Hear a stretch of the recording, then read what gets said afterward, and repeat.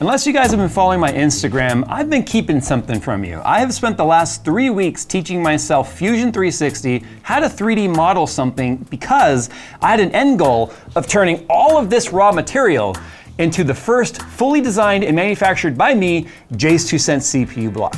But before we can talk about testing this and seeing how well it performs, we gotta show you guys what it took to go from this to this. So a few months ago, I got myself my first desktop CNC. It's something I always wanted, and I teased wanting that for years on this channel.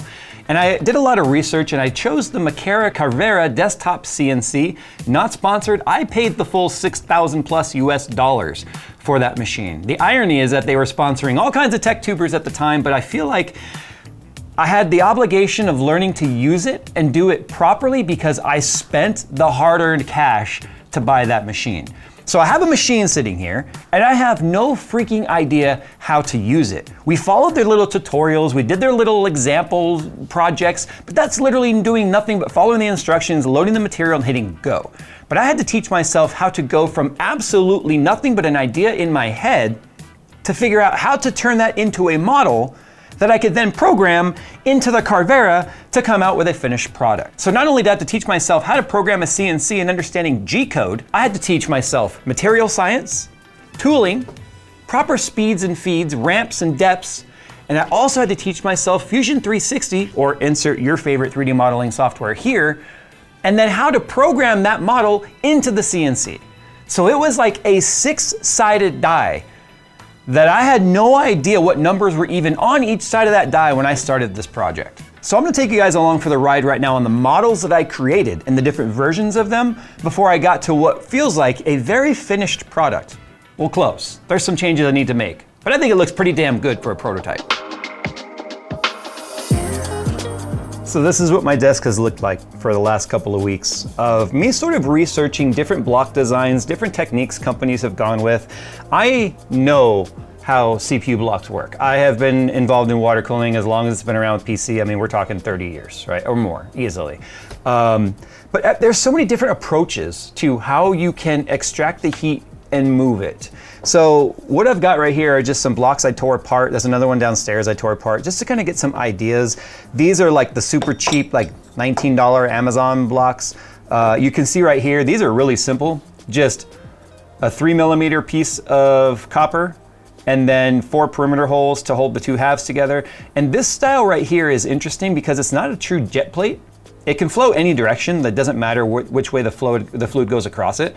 But these are a bunch of holes that are drilled into the plate to create these columns that stick up. So they're not directing the water through there in any particular way. It's just filling in all the cavities and then extracting some of the heat and pulling it away. This is a more traditional jet plate you guys are probably used to, which has a microfin design, which is where these aren't necessarily milled as much as these are cut. So my limitation with the Makera is the fact that the smallest bit I could use on copper reliably that I currently have in my arsenal is a 1mm bit. Now I have a 0.6mm, but it's not for copper or aluminum. It's for carbon fiber or other soft materials.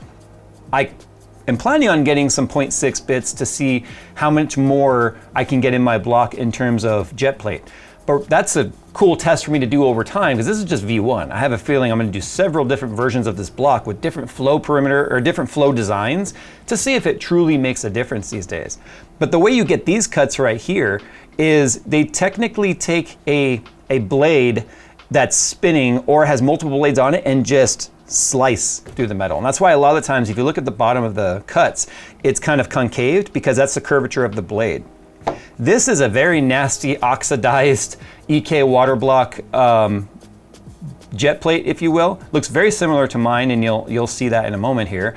But this is a microfin design, but this is a center. So both of these can be left or right, doesn't matter, inlet, outlet, interchangeable. With a block like this, the input was on the center, or the inlet, because it fired straight down on the center of the jet plate, and then the fluid would go either direction, like it would split, and then go around the perimeter and meet to an outlet. So that's the other type of design I want to try, and to see whether or not having the coolant land right square in the center where the hottest spot would be, versus a cross flow truly matters.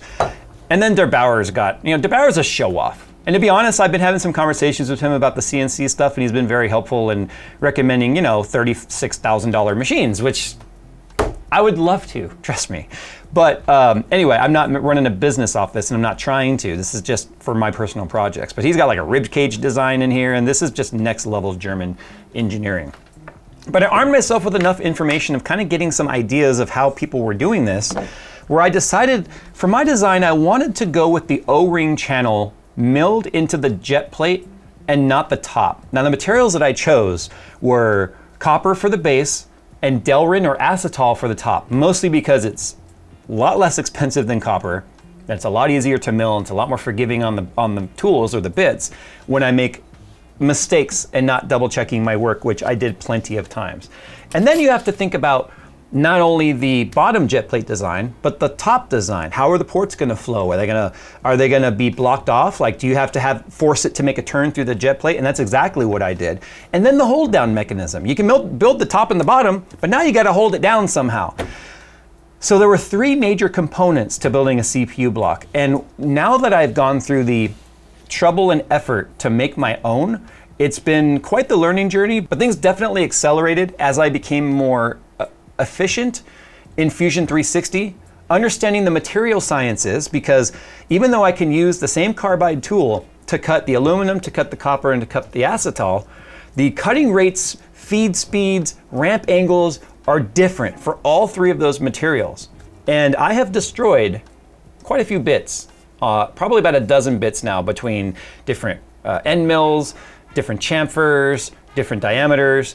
So anyway, but one of the things that's really limiting on my Macara is the fact that it is a 1/8 inch shank. And that really limits the size of the tool. That 1/8 inch is as big as it can be. So I am looking at upgrading to a larger machine. I got the Macara, which is one of the cheapest desktop CNCs you can get that has automatic tool changing and whatnot. And I wanted to make sure this was something I was enjoying and wanted to do before I step up to a bigger model. So I made the Skunkworks badges, as you guys saw, like on Instagram. I showed some of the milled, single side milled into aluminum, showing my nameplate badge. I made one for Skunkworks, it worked great. I have a fan grill I'm gonna make to cover the back of Skunkworks' opening where the 120 fan didn't go, and I just want my logo there. Single-sided milling is easy. Once you deal with double-sided milling or multiple-sided milling, it becomes an entirely different animal, because as soon as you unclamp the part and flip it, even 1 millimeter off makes a fail or pass when it comes to the project. With all of that said, I had to teach myself Fusion 360 on top of all of this. So I chose expert mode when I decided I wanted to do this. But I persevered. I've spent dozens and dozens of hours, both at home and here at the studio, late nights after everyone's gone, it's dark, the whole complex we're in is empty, I'm the only one left here, and I finally got it. So let's take you guys through the tour of my designs, the progressions along the way, and then I'll show you the final product, and then we're gonna put it against the Optimus block, which is one of the most expensive blocks on the market when they were making them. I'm not gonna bore you guys with some of the earliest designs that I came up with. I wanna kind of show you where we are today. If you follow my Instagram, you'll see some of the old designs, and I'm gonna show you them to you today, because I have all of my failed pieces and such. So this is like really prototype, like V17.64 to the 7th power. But anyway, this is right now my jet plate on the bottom.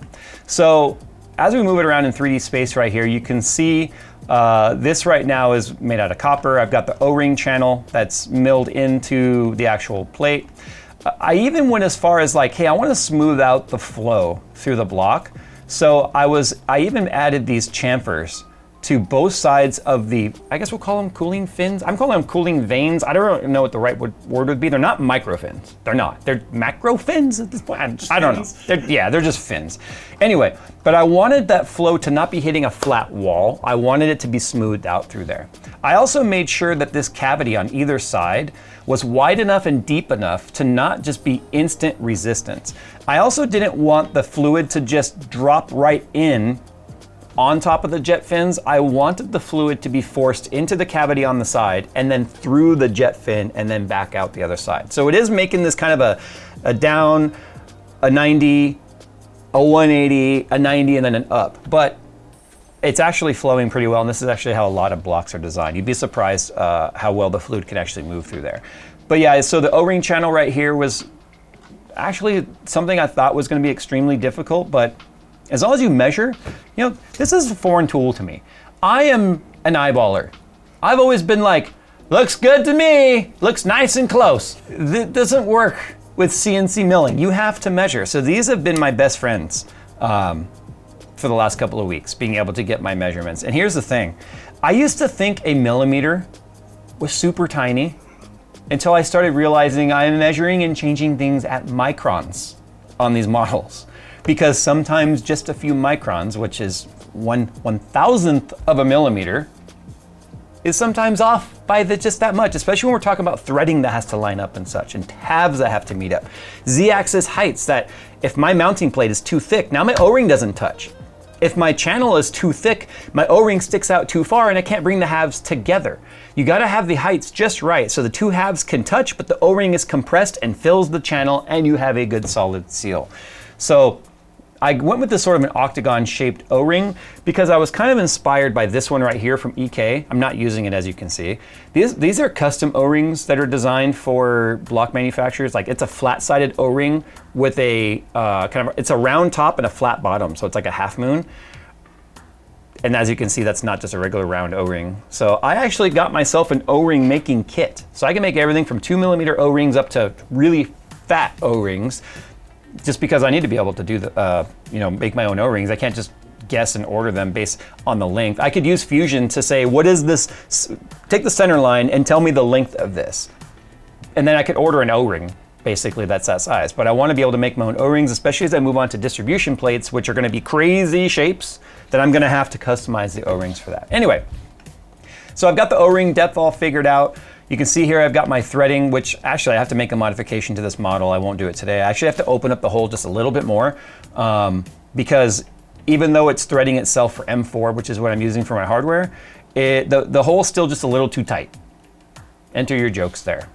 So this is my GPU or my jet plate here. You'll notice on my prototype, the holes come all the way through.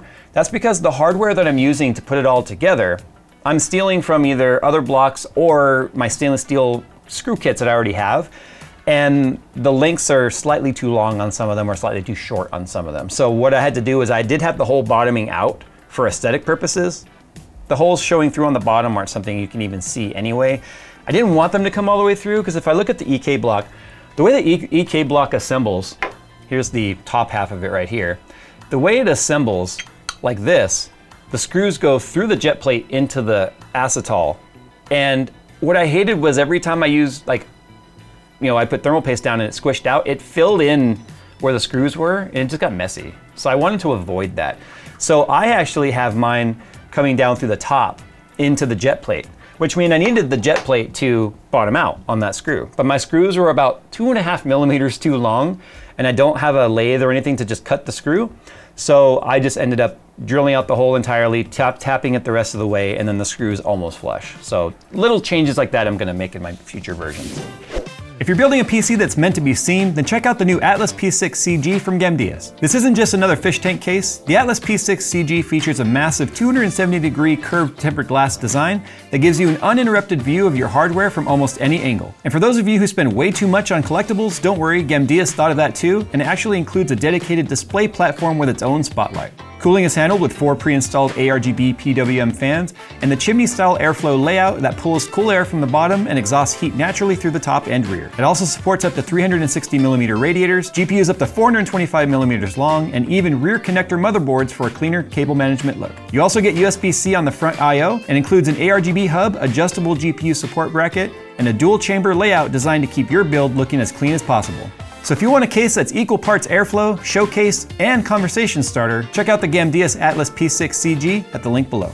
So obviously now I needed the other half, right? I needed the top. So if we're talking about the blocks, like I've made this part, now I need to make this part. And this is where I decided not to go with the center fire. The center fire would come right down in the middle of the block and then spread out evenly on either direction, move around the perimeter, and then meet up on an outlet somewhere. I wanted to go with the simplest old school style, which is just a cross flow. So this is what I came up with right here.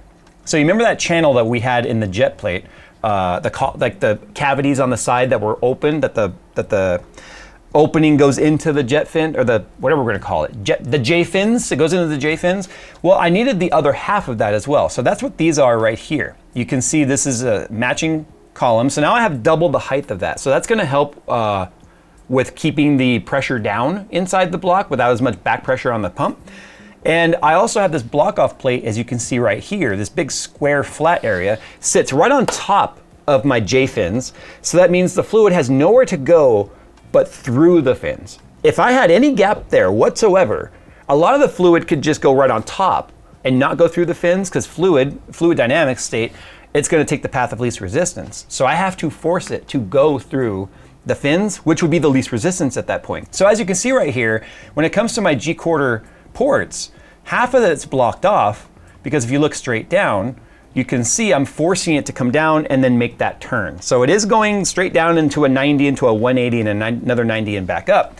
But the flow is actually pretty good. I did the old lung test where I just put a tube on there and blew.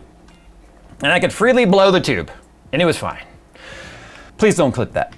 So anyway, you can see I did some beautification on this side here. I took my JayzTwoCents logo. I had to create a boundary around it so that I could still obviously have a seal for the ports. I got my hold down screws right here, which are coming from the top. I already explained why I'm coming through the top, even though I ended up drilling all the way through the jet plate. Some minor changes I still have to make. Slight O-ring groove built into the top as well. And the reason for that is for indexing the O-ring. Having the O-ring be on the jet plate is fine. About a third of the O-ring still sticks up above that because we have to make contact and we have to compress the O-ring to get a good seal. But I wanted to make sure that it was never like slightly crooked or anything. I just wanted to feel this solid click to know that, hey, that is now like seated into place. Now, because of the fact that it looks like it's a square, it's actually not. Because of the fact that I need to force the fluid to go through the J fins, if they were turned perpendicular or 90 degrees out of phase, then they actually wouldn't be able to flow, because instead of seeing the ports going through, you'd see a solid wall. And so what would happen is there'd be no flow whatsoever through there. What I ended up doing was making this just slightly rectangular. So if I inspect this element, you can see from this wall to this wall is 51.831 millimeters. But if we look at the other wall, it is 54.5 millimeters. So it only fits one way. Now the four screws in the corner will fit because the block is a square, but the jet plate design in the middle is not. So that's where I had to kind of think about how can I make sure this never accidentally gets assembled the wrong way. It's not like I'm manufacturing these for sale or anything, but I'm still going through the design philosophies, and this is what I came up with. Now we've got the two halves, right? We've got the CPU block top, we've got the jet plate that go together, and you'll notice this big gap right here. And if I measure this gap, you'll see that this gap is 3.042 millimeters tall. That's because I need a way to hold the block down. So what I decided to go with is the old tried and true sandwich method, which is where you take a plate and you make that I don't know what that area would be called, that recessed area, where if I hollow out the center, it can slide right in there, like just slide on top, and then be sandwiched in between the two components. But the metal that I'm using is exactly 3 millimeters thick. You know how I know that? Because I measured it. I didn't do the old looks good to me, which I'm really good at doing. And so what I figured is having just about 42 microns should be enough of a gap to where it's not gonna rattle around in there, but it's not gonna stop the O-ring from being compressed. So these are the types of measurements I really had to think of. Even though this type of product doesn't need that level of tolerance accuracy, but why not? Like they say in Mythbusters, if it's worth doing, it's worth overdoing, okay? This is definitely not overdone, but this is just the beginning for me. So let me go and show you the hold down mechanism I came up with. So as you can see right here, it's pretty simple. And this is made out of 3 millimeter 6061 aluminum. So I wanted it to be thin, but I wanted it to be tough to where it's not just like bowing itself down. It's gonna have a little bow. There's nothing that's on that thin of a plane that's not gonna have some bow, but that's because the fortunate thing is that the hardware that I'm using will bottom out before the bow gets real bad. It's a slight amount of bow, because we want good mounting pressure between the IHS and the block. So this is what I came up with right here. You can see right here, this kind of a curved design is decorative, even though you can't see it. It allows the screws to pass through right here. So the screws pass through these cutouts. These 4 holes are matching the AM5 layout. I believe AM4 was slightly off, like where one was narrower than the other. So this wouldn't even work with an AM4. This is AM5 only right now. If I want to make it work with AM4, I have to elongate those holes and figure out what those measurements are. So I'll just show you guys some of the design process here. So I'm not good about naming my sketches. I need to. I've started going back and renaming some of them. Like it's just sketch 1, 2, 3. This is the equivalent of Untitled 1, Untitled 2, Untitled 3. But you have to know what each sketch is. So you can see right here, I named that one. Block jet plate perimeter for Brasger. It's supposed to be bracket. Apparently I typoed that. I'll fix that right now. You know, we're doing right, they say. But anyway, you can see when I click it, it shows me what it is, right? So that was the actual perimeter I copied over to know that it was gonna fit, but then I ended up filleting these sides here to make sure the holes can go through. You can see right here, construction lines are amazing, by the way. When I first started learning how to model, I wasn't using construction lines, and I was finding things were out of square or things were like barely off from each other. I learned that you can actually do a sketch, and in the sketch have what's called construction lines, which are lines that only show up to give you measurement so that you can index things where you want them to be, and then they don't show on the model, they only show in the sketch. That's exactly what this is right here. So you can see the 4 corners of where I needed to make sure I had the clearances for my pass-through screws. Yeah, it's like, I was learning how to do all this, and when I had these big epiphanies, I was like, oh my gosh. I mean, look, there's some more of the sketches right there of doing my overall design, right? Let's find the hole. There are the holes right there. So if you are curious as to what the off-center hole measurements are, specifically for AM5, it is 53.978. So 54 millimeters essentially is what they are. Okay, 89.994. So anyway, there is that. Now, one thing I do have to do is I have to enlarge these holes just a little bit. I did have to drill them out after. Because what I'm doing is I'm making the measurement match exactly the size of the screw. It's not how you do it. You need relief. So you got to open it up just a little bit beyond where the screw threads or the pass-through holes need to be. And this is the stuff I'm learning because I can model it.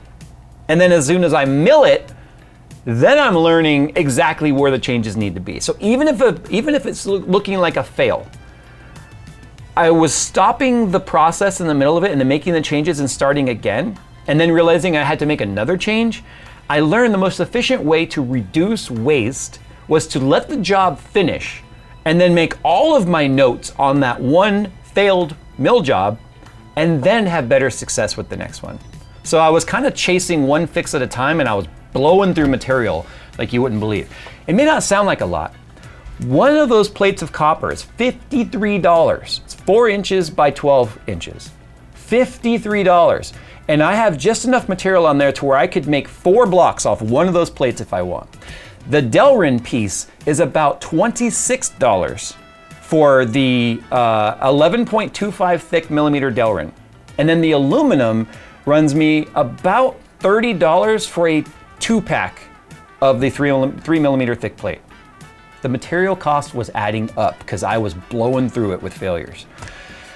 Now that we've got these 3 parts modeled, there's a more efficient way to make sure they're all going to line up and work. And it's not to manufacture all 3 of them and then go, do they fit? It's to do it in the same modeling space. So that was when I started teaching myself and looking at the assembly process in Fusion.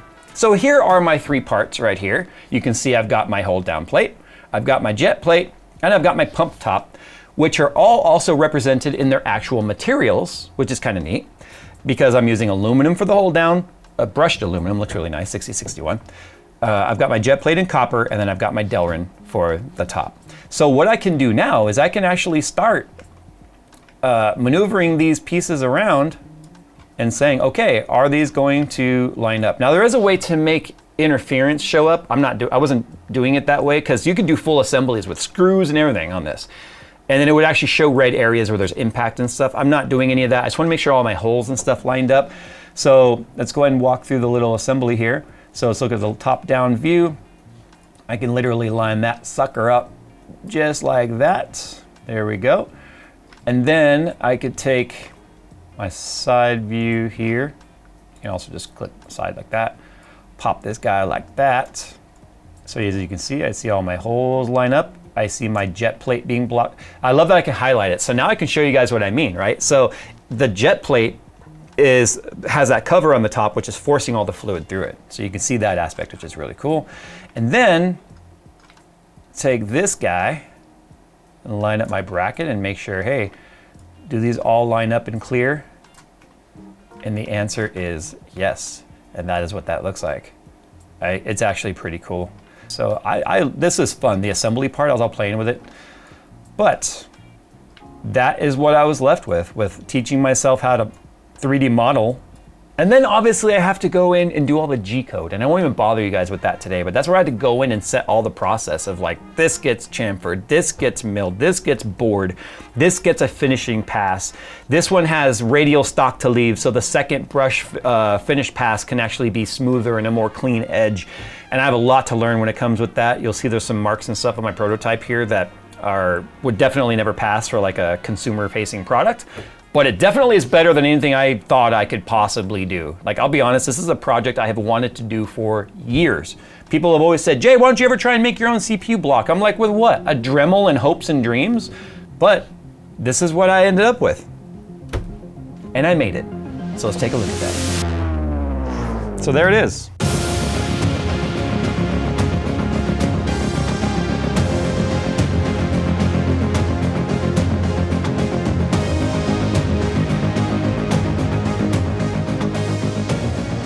My first actual working assemblable CPU block. This is what it took to get there. So,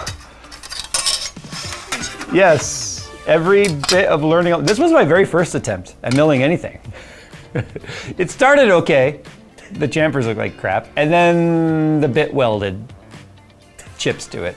This was the biggest lesson I learned about chip evacuation right there. And that's not a potato chips joke, although I can really evacuate some potato chips, if you know what I'm saying. Usually about an hour after I consume them, but yeah. This was the second attempt. Don't ask me how it got misaligned. Doesn't matter anyway, it was pretty damn bad. You can see right there, this is when I was doing like the case badges, the tabs. Tabs were it's like a safety rail, if you will. It allows a little bit of material to hang on after the part is done. That way, and you can see the tabs are on here too. It's like soda can thinness, if you will. And then you just break them off. But I started now using the double-sided painter's tape and CA glue method to actually glue the part to the bed. So now I can cut it fully free and do all the chamfering and everything, which is a lot nicer. But here's some of the prototype early attempts. So this is actually only the second attempt at the jet plate. And like I showed you, the fact that the O-ring fits on there really good, by the way. The fact that I got the O-ring, okay, well, it's really in there, okay? It fits very well. I was able to double the amount of J fins, we'll call them, in the block. So this was the first prototype. This was my first attempt ever at milling copper. Learned a lot along the way. Actually can move pretty quickly through copper, even though it recommends slower speeds than aluminum. My carbide bits actually did a pretty good job at just cutting right through it. Takes longer than aluminum, but it still cuts really well. So this is only the second attempt, but it took me multiple attempts to get the top right, because the top requires that flip process. So this was my first attempt, and you can see I got my logo and everything in there. It looks sanded because I did put it on my polishing sander for just a moment, because I left the face bare. And then I learned a happy little accident on V2. Now the reason why this was a fail is if you look on the bottom side, and you actually if you look right through the holes right there, you can see how the center bore and then the larger bore for the screw head to fit in are not aligned. And that's because even though I have the stock fully indexed, right, into the corner of the bed, a physical stop, it can't go any farther, and I had a 10mm offset from X or Y and a 10mm offset from X, simply doing that and flipping the stock in Fusion was giving me that result. And I couldn't figure out why. I actually had to end up doing 1.5 millimeters offset south, and it worked. Doesn't mean it'll work the next time, so it is what it is, but that time it actually worked. This is an early attempt, which I know it kind of looks like a phone in a way, like a phone case. Initially, I was going to have the top of the block be the hold down mechanism as well. Because we'll talk about why this looks like this in a second, but the reason that one is face down so far, I decided to just do the regular top because I can get 2 attempts for the size of one of those, and this was getting very expensive. This right here was a lesson, and always make sure you double check which plane you're selecting when you tell it to face plane something. Make sure you're choosing the top face, not the bottom face. So we walked back out to the machine to what looked like a Delrin massacre, coating every square millimeter inside the machine, even though I had air assist and the vacuum on. Because all it did was go, okay, we'll just clear the whole damn thing out, the entire depth of the Delrin. That right there, if you think about the price of this sheet, was probably about $8 or $9 and just $8 or $9 lesson learned real quick. I didn't want it to be as thick, but then I realized that wasn't gonna work. So, and then you can see, then the holes in this one also didn't line up, so I just stopped the process and decided to go back to the small like this. Now, this was actually attempt 2. Right here. We were getting a little better. So you can see the holes are still misaligned. That's because during the flip process, somehow it just didn't line up again. And then there was a couple changes I needed to make. Like for some reason, I had accidentally missed this part right here, so it didn't face it, as you can see. That's why there's a different height on there. So I needed that face because it's really rough. Got my O-ring channel. Everything was fine with this one. But this one I tried to do a chamfer around the whole edge, and that chamfer was just not working how I wanted. But I ended up with this groove around, which I thought looked really nice. And then I had a happy little accident. I had a Bob Ross moment. This really nice machined effect in the top, I selected the wrong tool. I intended to use my 3.175 millimeter, which is 1 1/8 inch, that's the shaft diameter, triple flute to make the process quick. But I accidentally chose the 1 millimeter and had an offset that was like a step over that was slightly wider than the actual bit. So parts of it weren't touched. And I got this really neat design in there. So I carried that over to the final one, which this is straight off the machine. This is straight off the machine. No polishing, no sanding, no touch up whatsoever. The holes lined up, thank God. And what I did this time, so I wasn't having to wait until it got to the bore process, was on this one, I had it do the center bore all the way through. So when I flipped the material and did the perimeter scan, I could at least get a fairly good idea if it seems like it's lined up. And then once it did its face, it leaves a post standing where that bigger bore would be, because of the fact that it doesn't face over areas it knows it's gonna mill out anyway. And that post, and I have pictures of it, we'll show it on screen right now, was perfectly centered around the hole. So I was like, oh, okay, we're lined up, thank God, we'll finally get a working one. So it turned out really well. And then I just did this channel around the edge like a frame, because I just thought it looks nice. This is very a la EK 2007. Okay, I'm aware of that. And I like the old school style blocks. I think a lot of blocks these days have gotten kind of ugly, if you want to know the truth. Cool thing is I could take this exact process and I can make this out of acrylic if I wanted. Now what I really want to do for like later on for myself is I now want to take some thin sheets of aluminum and I want to make some inlay. And I want to inlay aluminum into my logo on the top right there. Then it will really stand out. But as you can see right there, I've got the nice G-quarter thread threaded in there, tapped in there. I've got my big chamfer on there, so I got my O-ring seal. And then I went, okay, we've got our 2 halves, and look, I'll demonstrate how it indexes. Are you ready? Like, slide it all around. Oh, see how it stopped? Slide it, boop. But if I turn it, it never indexes. So I can never accidentally put it together wrong. Come on. Yeah, like that. So there's that big old gap, right? This one right here was okay, except I didn't have the depth set right on the contour cut. So I was left with, like I said, that soda can like tab, but it wasn't actual intended to be a tab. It was just leaving it everywhere, which is not what I wanted. So I went, damn it, I need a cleaner one. So this was attempt number 3. This was actually the cutout of the first one. That one that didn't go deep enough, but you can see the chamfered edge. Like this will cut you. It's not what chamfers are supposed to be. So that one was really rough and ugly. So 3rd attempt got me that. So now we'll go ahead and assemble this real quick and I'll show you. It's pretty nice. So we've got my bottom right here. Make sure my chamfered edges are pointing up because there is a non-chamfered side that can point down, right? So I'm gonna take this, put this in there, like that. Look at that, right? So if you ever wondered what the tolerances look like, There you go. And then the height, like I said, I only have 42 microns of clearance, but it works. Take this, index it. I see how the index is right in there? Flip that over like an Oreo, see? Right now there's a little bit of play, right? Remember, I've got to compress that O-ring. So now, let's take my hardware. So you're gonna do it in a star pattern. And yes, my threads are milled, by the way. They're not, these threads are by hand, but the threads in the copper are milled. I do have a M4 by .07 thread mill that I use for that. Then I realized, crap, I need hardware. So I just stole it from another block because I was like, I don't have the ability to mill my own hardware. So I actually stole these from an EK AIO, and I thought they looked really nice. So it bottoms out the threads with the springs having that much clearance, which means the springs are still springing, which means I can just bottom out all 4 of them. The springs will hold the tension against the IHS, and we're good to go. So this is what it looks like, and I'm incredibly proud of it.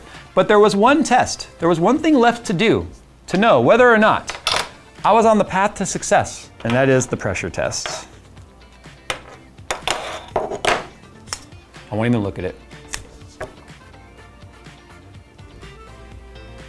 So now the last 3 weeks are culminating into many late nights, many early mornings, coming here well before we start work to work on this.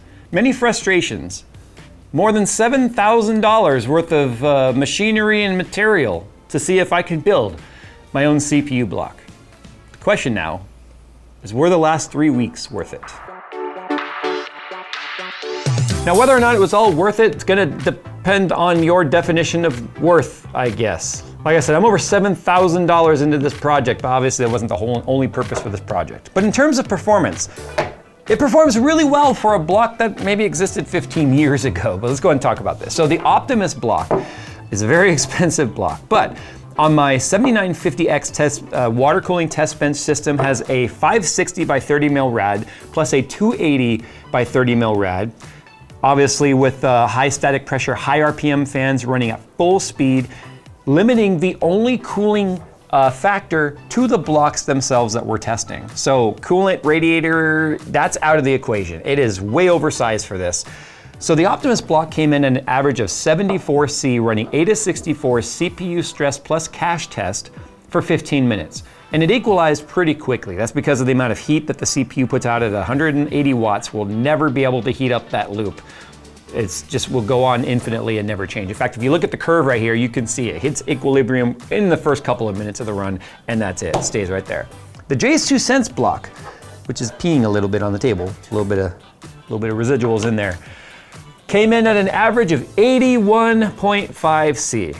Yeah, obviously I wasn't expecting it to come anywhere close to the Optimus block, but the question was, how close could I come? Now, I was hoping for 5C. I'm a little bit outside of that expectation at 6.5C delta, but there's some evidence here, and this is the V1. It was never expected to do very well. But the question was, could I build it? Would it seal? Would it mount? Would it line up? And would it work? And the answer is yes, I did. Years and years after starting this YouTube channel, I finally did something I've always wanted to do, which is build my own water block from scratch. It's not something I would ever consider selling. It's not something I'm going to sell, but it is something I'm going to improve upon, because looking at this graph, some might look at this graph and go, wow, well, that was a fail. Actually, I'm looking at this graph going, there's evidence in this graph as to why it's not doing so well.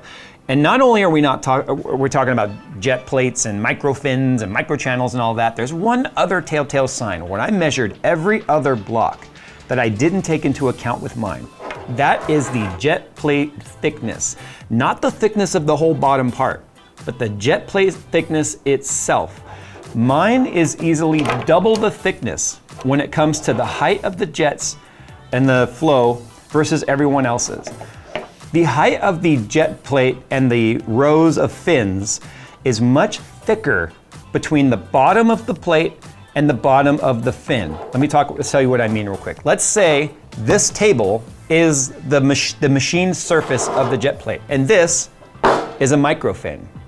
The thickness of the table is what we're referring to here. My table is twice as thick as everybody else's blocks that I measured. And that spike at the beginning of the chart where my block goes instantly to about 83C, and then it started coming down a little bit. And the reason for that, it was a brand new paste. It took time for that paste to heat up and spread, and then the temperatures come down slightly. It's kind of like bedding in the thermal paste.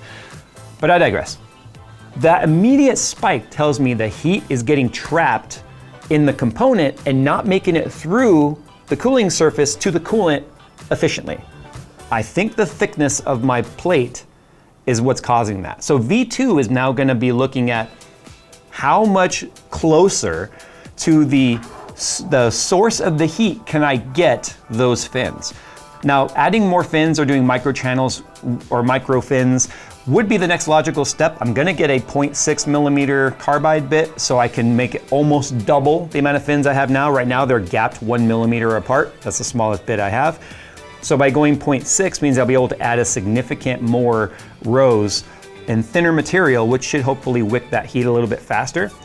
But I don't want to do that yet, because if I change that and the thickness, I won't know which had the best effect. So first things I'm going to do is I'm going to drop the entire jet plate down into the block closer to the bottom, about 1 to 1.25 millimeter thick at the very bottom where it touches the CPU. Now, obviously, a lot of the high-end blocks are taking into account IHS concavity. They're talking about convex versus concaved.